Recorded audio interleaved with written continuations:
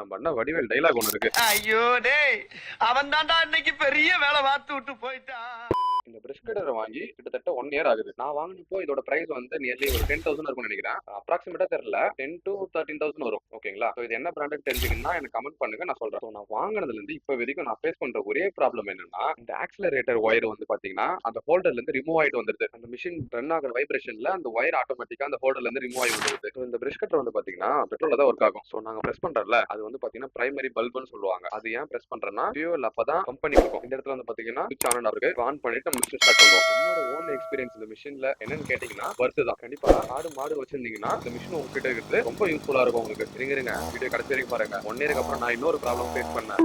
இப்போ இந்த நிமிஷம் வரைக்கும் அந்த ஆக்சிலேட்டர் ஒயர் ப்ராப்ளம் ஃபிக்ஸ் பண்ணிட்டேன். ஆனா மிஷின் ரன் ஆகுது. ஆக்சிலரேட்டரை நல்லா பிரஸ் பண்ணும்போது மிஷின் ஆஃப் ஆயிடுச்சு. காரணம் இதுதான், பிஞ்சிருச்சு. இப்ப பிரைமரி பல்ப் வழியா தான் ஃபியூவல் போகும் மோட்டாருக்கு. அதுவே ஓட்ட வந்ததுனால ஃபியூவல் ஒழுங்கா சர்க்குலேஷன்ல இருக்காது. இப்ப நம்மளால ஒண்ணுமே பண்ண முடியாது. அதனால தூக்கி அதை கொட்டாவில வச்சுட்டு ஆட்டுங்களுக்கு பில்லு வெட்டின்னு நம்ம வீட்டுக்கு கிளம்பிட்டோம். நம்ம வீட்டுக்கு போனதும் வேலை என்னன்னா சர்வீஸ் டீமுக்கு கால் பண்ணி அந்த பிரைமரி பல்பை ஆர்டர் போடணும். அது ஆர்டரும் போட்டேன். வந்ததுக்கு அப்புறமா அதை ஃபிக்ஸ் பண்ணிட்டு சொல்றேன்.